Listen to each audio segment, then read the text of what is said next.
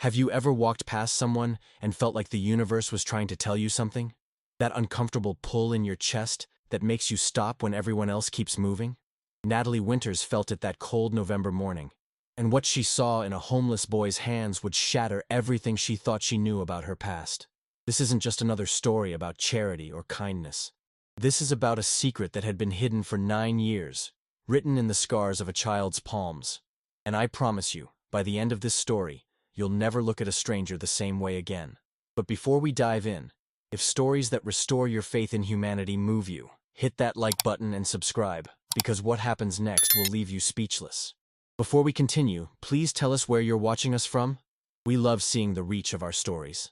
Natalie Winters wasn't the type of woman who noticed much outside her tinted car windows anymore. At 42, she'd built her tech empire from nothing, and now as CEO of Winters Innovation, her world consisted of boardrooms, quarterly reports, and the relentless pressure of staying on top. The leather seat of her black Mercedes had become more familiar than her own living room couch. Every morning was the same choreographed dance. Vincent, her driver of 7 years, would pick her up at exactly 6:30, and they'd glide through the awakening city streets toward her downtown office. She'd scroll through emails on her tablet, already mentally 3 meetings ahead, while the world outside remained a blur of irrelevant motion. But that Tuesday morning was different. Traffic had backed up on Madison Avenue. Something about a water main break 2 blocks ahead. Vincent apologized profusely, his eyes darting to the rearview mirror with concern. Natalie barely looked up from her screen, waving off his apology with practiced indifference. They were stuck, completely still, right in front of Riverside Park. And that's when the choreography of her perfect morning routine shattered into a million pieces. At first, it was just movement in her peripheral vision. A small figure, too small to be out alone, darting between the morning pedestrians with the kind of desperation that makes people look away. Natalie found herself actually looking up from her tablet for the first time in months during her morning commute. The boy couldn't have been more than 9 or 10 years old, his clothes hanging off his thin frame like they'd been borrowed from someone twice his size. His dark hair was matted and unkempt, his face smudged with dirt that told stories of nights spent in places no child should sleep. But it wasn't his appearance that made Natalie's breath catch in her throat. It was the way he moved. There was something hauntingly familiar about his gestures. The tilt of his head when someone walked past without acknowledging him. The way he held himself with a dignity that poverty couldn't quite erase. Natalie watched as he approached a businessman in an expensive suit, his small hand extended in a silent plea. The man didn't even break stride, his eyes fixed on his phone as if the boy didn't exist at all. She watched the child's shoulders slump for just a moment before he straightened again, moving to the next person. And the next, each rejection chipping away at something precious that children shouldn't have to lose. Vincent noticed her attention had shifted. He'd been with Natalie long enough to recognize when something had cracked through her typically impenetrable focus. "Ms. Winters, should I find another route?" he asked quietly, his hand already reaching for the gear shift. But Natalie didn't answer. She couldn't. Because in that moment, the boy turned toward the car, his eyes meeting hers through the tinted glass that was supposed to keep the world's problems at a comfortable distance. For 3 heartbeats, maybe 4, they stared at each other across that invisible barrier between her world and his. And then the boy did something that would change both their lives forever. He held up his hands, palms facing her, in a gesture that was both a plea for help and something else. Something that made Natalie's heart stop completely. The morning light caught his palms at just the right angle, and she saw them. Scars. Not the random marks of childhood accidents or the fresh wounds of street life. These were deliberate, distinct patterns burned into his small hands. 3 parallel lines on each palm that formed a symbol Natalie hadn't seen in over 20 years. A symbol that belonged to a past she'd spent 2 decades trying to forget. A memory she'd buried so deep she'd convinced herself it had never existed at all. The tablet slipped from Natalie's fingers, clattering onto the car floor with a sound that seemed impossibly loud in the sudden silence. Her hand flew to her mouth as tears she didn't know she was capable of crying anymore began streaming down her carefully made-up face. Vincent's voice came from somewhere far away, asking if she was all right, if she needed water, if he should call someone. But Natalie couldn't hear him over the roaring in her ears. Couldn't see anything except those small, scarred hands and the impossible, devastating truth they represented. "Stop the car," she whispered, her voice cracking on the words. Vincent didn't move, uncertain if he'd heard correctly. Natalie Winters never stopped for anything. Never let anything disrupt her schedule. "Stop the car," she said again, louder this time, her hand already reaching for the door handle. Vincent barely had time to put the Mercedes in park before Natalie was out, her designer heels hitting the pavement with sharp clicks that announced her presence to the morning crowd. She didn't care about the stairs, didn't care that her mascara was running, didn't care that the CEO of Winter's Innovation was causing a scene on a public street. The boy saw her coming and instinctively stepped back, his eyes wide with the learned wariness of a child who'd been disappointed too many times. Natalie stopped a few feet away, not wanting to scare him, her heart pounding so hard she thought it might break through her ribs. Up close, the resemblance was even more striking, almost unbearable. He had the same deep brown eyes, the same stubborn set to his jaw, the same way of standing that suggested he was bracing for impact even when nothing was happening. But it was his hands that held her attention, those small, scarred palms that he now tried to hide behind his back, shame coloring his dirty cheeks. "Please," Natalie managed to say, her voice barely above a whisper. "Please don't hide them. Can I see your hands?" The boy looked at her like she was crazy, and maybe she was. Maybe grief and guilt and the weight of 20 years of trying to forget had finally broken something fundamental inside her. But she needed to see those scars up close, needed to confirm what her heart already knew, but her mind refused to accept. The boy slowly, reluctantly, brought his hands back around, holding them out with the mechanical obedience of someone used to being inspected, examined, judged. Natalie knelt down on the dirty sidewalk, her expensive skirt pooling in a puddle she didn't even notice. Her own hands were shaking as she gently, carefully took his smaller ones in hers. The scars were exactly where she remembered them, exactly the pattern she'd seen burned into another pair of hands on the worst night of her life. 3 parallel lines on each palm, meeting in the center to form a star pattern. It was the mark her father had created, the symbol he'd used to brand his children in some twisted attempt to keep them connected, to mark them as his property in a way that could never be erased. Natalie had the same scars on her own palms, hidden now beneath years of laser treatments and expensive cosmetic procedures. Her sister Amanda had them too, or at least she'd had them, before the fire that took her life 23 years ago. The fire that was supposed to have killed Amanda's newborn son too. The baby that Natalie had been told didn't survive. That had been just 3 weeks old when the apartment building went up in flames. The nephew she'd mourned for over 2 decades, whose tiny coffin she'd stood over with tears streaming down her face, swearing to herself that she'd done everything she could to save them both. "What's your name?" Natalie asked, her voice trembling so badly she could barely form the words. The boy pulled his hands back, suspicion clouding his young face. He'd learned not to trust adults, especially ones who cried and asked questions.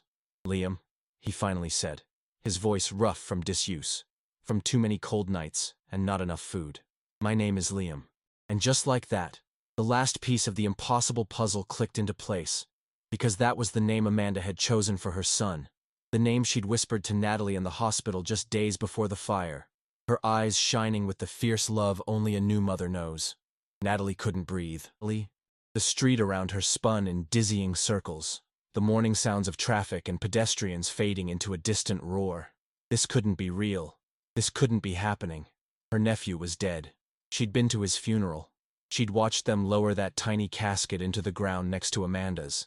She'd spent 23 years carrying the guilt of not saving them, of being too late, of failing the only family she'd had left. But here he was, alive and real and standing in front of her with Amanda's eyes and their father's scars, and a lifetime of suffering written into every line of his too thin body. "Liam," she repeated, tasting the name she'd only allowed herself to say in the darkness of sleepless nights. "How old are you, sweetheart?" The boy shifted his weight from foot to foot, clearly uncomfortable with the attention, with this strange woman who looked at him like she'd seen a ghost. 9, he said quietly. "I'll be 10 next month." The timeline matched perfectly. If Amanda's baby had survived, he'd be exactly this age. Natalie felt Vincent's hand on her shoulder, heard him asking if she needed help, if he should call someone, but she couldn't tear her eyes away from this boy who carried her sister's name and her father's curse. People were starting to stare now. This well-dressed woman kneeling on the sidewalk, crying over a homeless boy. Some walked past quickly, embarrassed by the display of emotion. Others slowed down, curiosity overcoming their morning rush. A few took out their phones, and Natalie knew that by lunch, there would probably be photos of this moment circulating online. The CEO of Winters Innovation having a breakdown on Madison Avenue would make good gossip. But she didn't care about any of that. All she cared about was the impossible miracle standing in front of her, and the questions that were piling up faster than she could process them. "Where do you live, Liam?" she asked gently, trying to keep her voice steady. "Where are your parents?" The boy's face shuddered immediately, walls slamming down behind his eyes. "I live around," he said with the vague answer of a child who'd learned to protect his secrets. "My dad, he died. Last year." Natalie felt her heart crack open even wider. "And your mother?" she pressed, though she already knew the answer, had known it for 23 years. Liam looked down at his worn sneakers. "Never knew her. Dad said she died when I was a baby. A fire." The world tilted on its axis. Natalie reached out to steady herself against Vincent's arm, her legs threatening to give out entirely. A fire, just like she'd been told. But Amanda's baby was supposed to have died too. Someone had lied.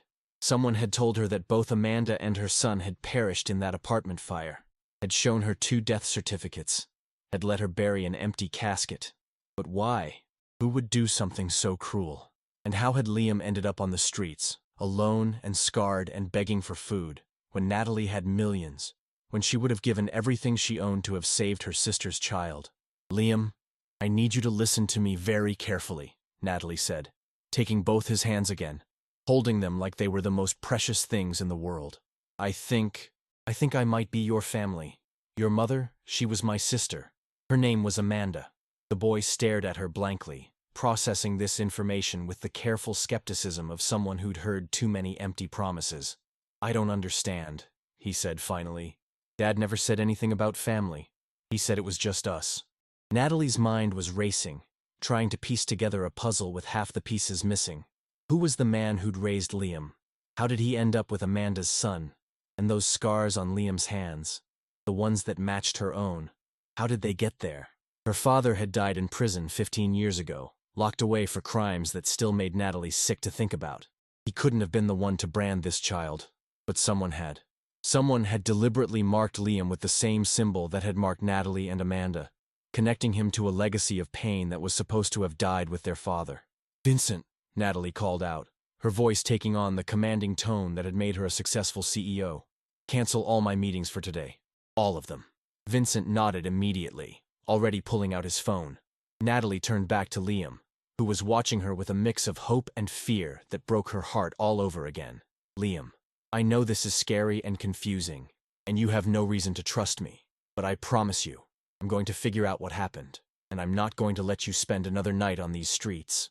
The boy's eyes widened. He'd heard promises before, from well-meaning strangers who disappeared as soon as the moment of pity passed. "Why do you care?" he asked, the question holding years of abandonment and disappointment. Natalie gently brushed a strand of matted hair from his forehead, a gesture so natural it felt like muscle memory, like she'd been waiting 9 years to do it. "Because you're my family," she said simply. "Because your mother was the best person I ever knew, and she loved you more than anything in this world.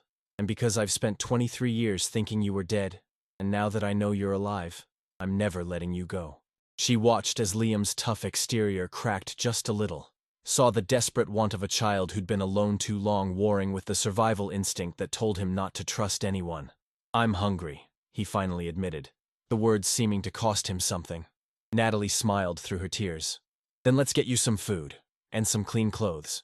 And then we're going to sit down and you're going to tell me everything you remember, and I'm going to tell you about your mother. Is that okay?" Liam nodded slowly, and when Natalie stood and offered him her hand, he took it. His small fingers wrapped around hers with a grip that was both tentative and desperately tight, like he was afraid she might disappear if he let go. As they walked toward the car, Natalie caught their reflection in a store window, a woman in a designer suit holding hands with a homeless boy, both of them marked by the same scars, connected by the same impossible past. And for the first time in 23 years, Natalie felt like she might finally be able to breathe again. Vincent opened the car door, his professional composure cracking just enough to show the emotion in his eyes.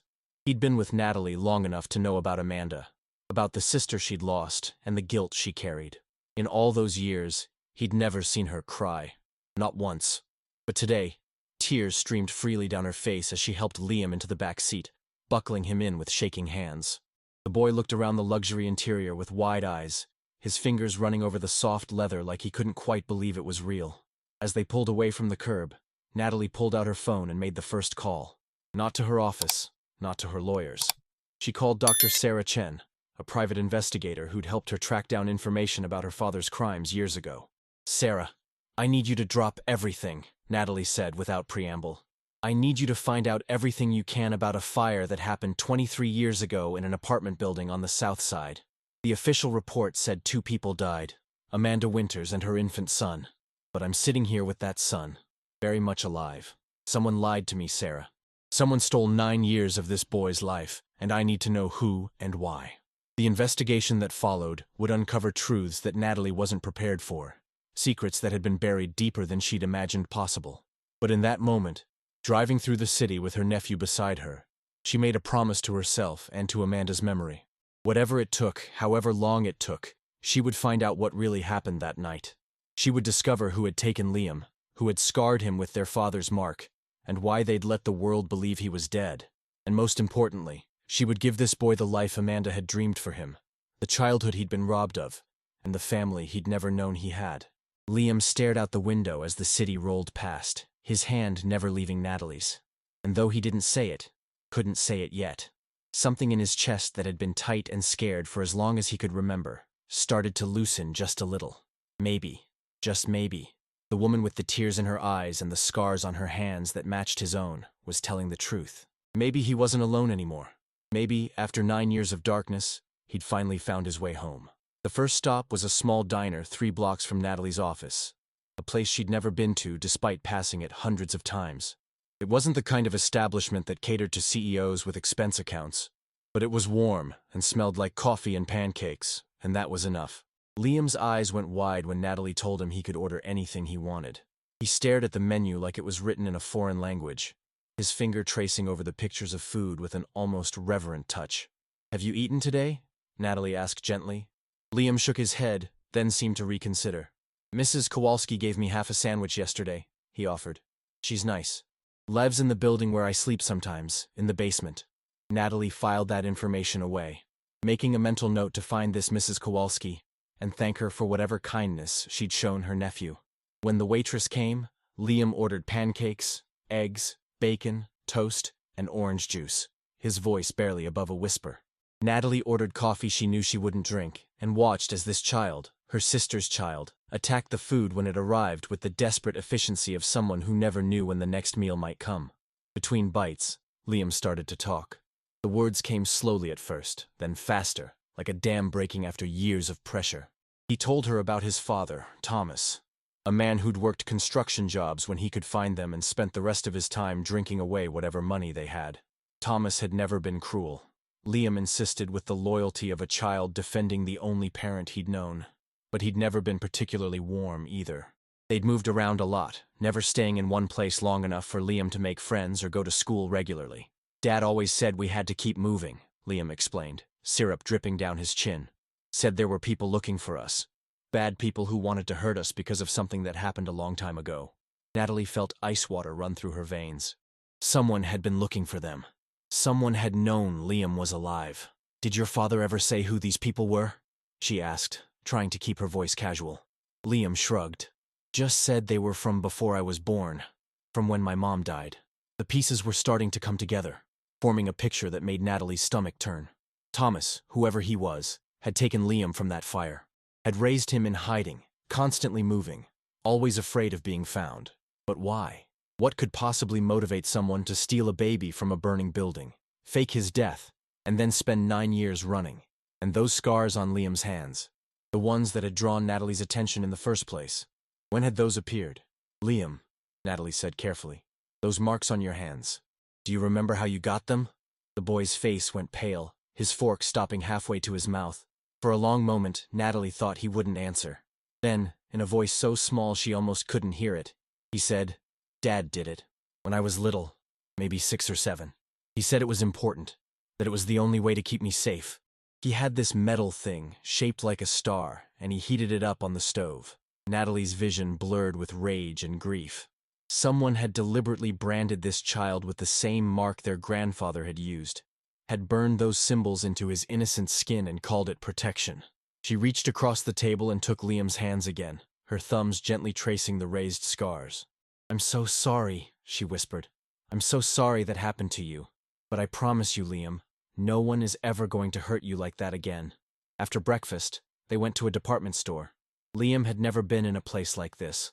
All gleaming floors and endless racks of clothes that smelled new and clean. Natalie watched as he touched everything with careful, wondering fingers, as if afraid his dirty hands might contaminate the pristine merchandise. She bought him jeans that actually fit, soft t-shirts in colors he liked, a warm jacket for the approaching winter, new sneakers that didn't have holes in the soles. In the fitting room, when Liam took off his old clothes, Natalie saw just how thin he was, his ribs visible through his skin, bruises and scars mapping out a childhood of hardship she could barely stand to imagine. While Liam was trying on clothes, Natalie made more calls. She contacted Dr. Michael Harrison, the best pediatrician in the city, and asked him to clear his schedule for an emergency appointment. She called her housekeeper and told her to prepare the guest room, the one with windows that looked out over the garden that Amanda had loved.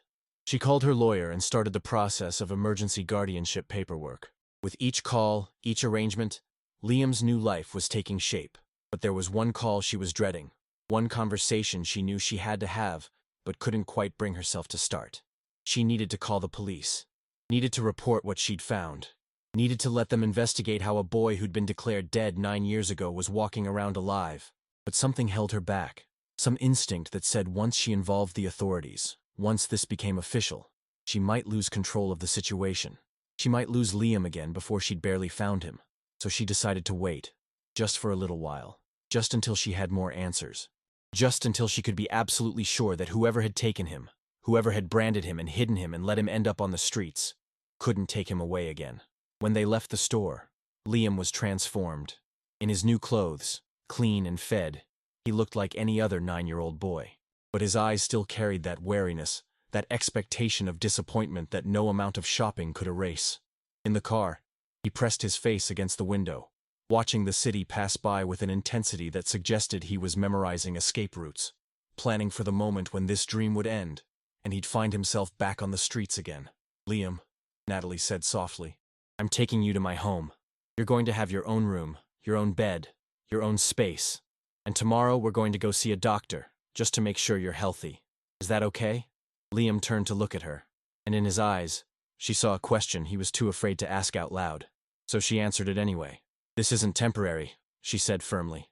"I'm not going to get tired of you, or change my mind, or send you back to the streets. You're my family, and you're home now.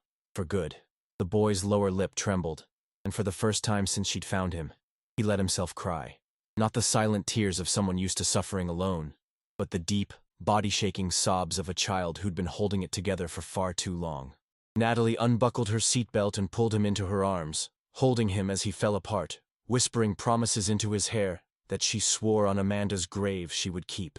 Vincent drove them home in silence, occasionally glancing in the rearview mirror with tears in his own eyes.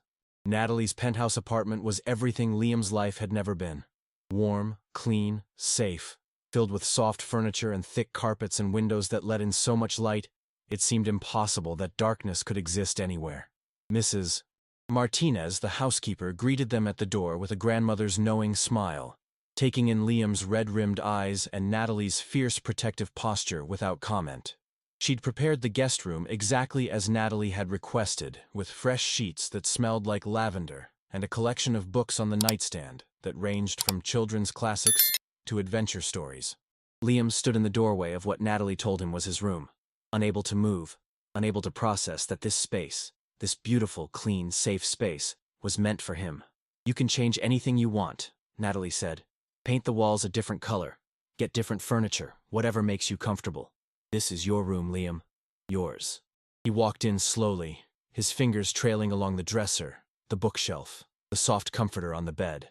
Then he turned to her with eyes full of wonder and fear. "What if I mess it up?" he asked. "What if I'm not good enough to live here?" Natalie knelt down to his level, taking his scarred hands in hers once more. "Listen to me carefully, because I need you to understand this. You don't have to be anything except yourself. You don't have to earn this, or prove you deserve it, or be perfect. You're here because you're my nephew, because you're Amanda's son, because you're family. That's all you need to be." She watched as her words slowly penetrated the armor he'd built around himself, saw the first crack in the wall he'd erected to survive. "Can I take a bath?" he asked suddenly. "A real one? With hot water?" That night, after Liam had soaked in the bathtub for over an hour, scrubbing away layers of street dirt and probably feeling clean for the first time in months, after he'd eaten another full meal that Mrs.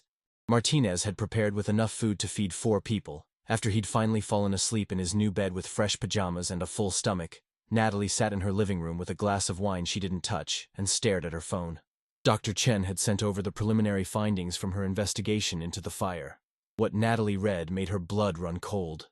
The fire had been ruled accidental at the time, a faulty electrical wire in an old building that had killed 2 people and injured 7 others.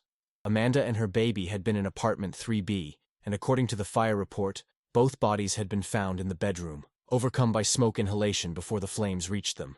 But Dr. Chen had found something interesting. The body identified as the infant had never been DNA tested.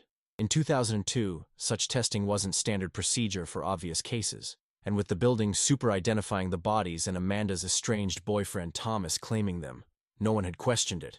Thomas. The name jumped out at Natalie like a physical blow. Liam's father, the man who'd raised him in hiding, was Amanda's boyfriend.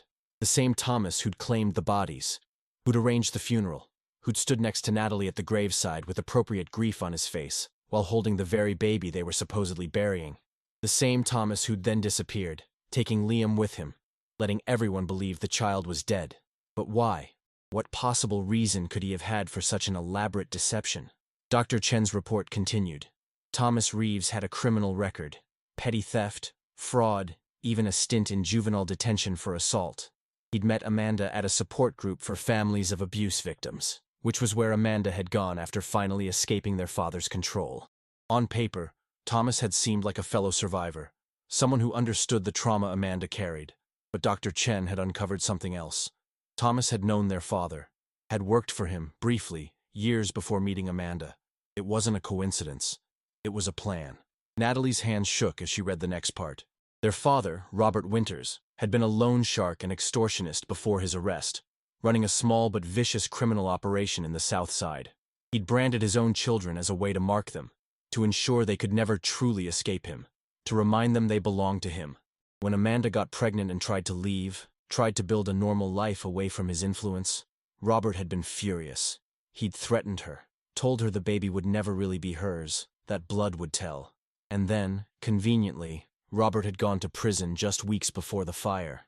But men like Robert Winters didn't lose control just because they were behind bars. They had connections, people who owed them favors, people who were afraid of what would happen if they didn't obey. Thomas had been one of those people. The theory Dr. Chen presented was almost too horrible to contemplate. Robert had ordered Thomas to take the baby, to fake his death, to raise him in hiding where Amanda couldn't find him. It was the ultimate revenge against a daughter who'd dared to defy him. But something had gone wrong. Maybe Thomas had grown to care for Liam, or maybe he'd simply gotten greedy. But instead of delivering the child to Robert as planned, he'd kept him. He'd raised Liam himself, always running, always hiding, not from some nebulous threat, but from Robert's associates who wanted to reclaim the boy. And when Thomas died a year ago, Liam had been left alone, branded with his grandfather's mark, carrying a legacy of pain he didn't even understand. Natalie set down the report and walked quietly to Liam's room, pushing open the door to check on him. He was curled up in the center of the bed, one hand tucked under his cheek, his new clothes laid out carefully on the chair like he was afraid they might disappear by morning. In sleep, the hardness left his face, and she could see Amanda in every line, every curve. Her sister's son, her nephew, the family she'd thought she'd lost forever. She thought about Amanda, about the promise she'd made at her sister's funeral to take care of her baby if anything ever happened to her. She'd failed that promise, or thought she had, for 23 years. But now, impossibly, she had a second chance. She couldn't bring Amanda back, couldn't undo the years of suffering Liam had endured, couldn't erase the scars on his hands or the ones on his heart. But she could give him a future. She could give him the love Amanda would have given him. She could give him home. The next morning, Dr. Harrison confirmed what Natalie already suspected. Liam was malnourished, underweight for his age, showing signs of chronic stress and insufficient medical care. He had cavities that needed filling, vision problems that required glasses, and a persistent cough that suggested he'd been sleeping in damp, cold places. But physically, he would recover.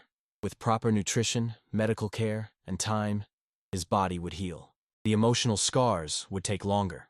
Dr. Harrison recommended a child psychologist, someone who specialized in trauma and abandonment. Natalie made the appointment for the following week, adding it to the growing list of things Liam needed: school enrollment, legal paperwork, a social worker's assessment for the guardianship filing. Each item was another step toward making him officially, legally, permanently hers. But she knew that the real work wasn't in the paperwork or the appointments. It was in the daily moments, the small interactions that would slowly teach Liam that he was safe, that he was wanted, that he was loved. Over the following weeks, they built a routine. Breakfast together every morning, Natalie adjusting her schedule to be home for dinner every night. Homework help at the kitchen table, even though Liam's education was spotty at best, and they had to start from the beginning with many subjects. Saturday morning trips to the library, where Liam discovered a love for science fiction and adventure stories. Sunday afternoons in the park, where Natalie taught him to throw a football, and he taught her that it was okay to just exist without a schedule or agenda. Slowly, incrementally, Liam began to relax. The wariness in his eyes softened. He stopped hoarding food in his room, stopped sleeping in his clothes in case he needed to run, stopped flinching when Natalie moved too quickly. He started to laugh, a sound so beautiful and unexpected that the first time Natalie heard it, she cried. He started to ask questions about Amanda, wanting to know what his mother had been like, what she'd loved, what she'd dreamed for him. And Natalie told him everything, painting a picture of a woman who'd been brave and kind and so full of love, even in the darkest moments. 3 months after finding Liam on that street corner, Natalie stood in family court with her lawyer, presenting her case for permanent guardianship. The social worker's report was glowing. Liam was thriving in Natalie's care, showing remarkable progress both academically and emotionally. His therapist testified that the bond between aunt and nephew was strong and healthy, that separating them would be detrimental to Liam's continued healing. When the judge asked Liam if he wanted to stay with Natalie, the boy who'd once been so afraid to hope looked up at his aunt with absolute certainty and said, "Yes, she's my family." The judge granted the guardianship, making it official, making it real. Walking out of that courthouse, Liam's hand in hers and legal papers declaring her his guardian tucked safely in her briefcase, Natalie felt something she hadn't felt in over 2 decades. Peace. Not the absence of pain, because she still ached for Amanda, still grieved the years Liam had lost. But peace in knowing that she was finally keeping her promise, finally giving her sister's son the life he deserved. That evening, Natalie took Liam to the cemetery where Amanda was buried. It was the first time he'd visited his mother's grave, the first time he'd stood at the site where everyone had believed he was buried too. Natalie watched as he knelt by the headstone, his small hand tracing Amanda's name carved in marble. "Hi, Mom," he whispered. "I'm sorry it took me so long to find you, but Aunt Natalie says you loved me a lot, and I wish I could have known you. I think you would have liked what I'm becoming." Natalie placed fresh flowers on the grave, the same white lilies Amanda had loved. "I kept my promise," she said to her sister's memory. "He's safe now. He's loved. He's home." As they stood there together, aunt and nephew, the last of the Winters family connected by scars and secrets and an unbreakable bond, Natalie thought about how one moment of actually seeing someone, really seeing them, had changed everything. If she hadn't looked up from her tablet that morning, if she hadn't noticed Liam's hands, if she hadn't recognized the scars that marked them both, this miracle would never have happened. Now, a year later, Liam is a different child. He's caught up in school, making friends, playing soccer on a local youth team. He still has nightmares sometimes, still has moments when the old fears surface. But he also has stability, love, and a future that extends beyond the next meal, the next safe place to sleep. He calls Natalie Aunt Nat now, sometimes just Natalie. And on his 10th birthday, when she asked what he wanted most, he said, "I already have it. I have you." Natalie Winters still runs her tech company, still attends board meetings and manages million-dollar deals. But now she also attends parent-teacher conferences and soccer games. She knows the difference between Pokémon characters and can explain why Minecraft is actually educational.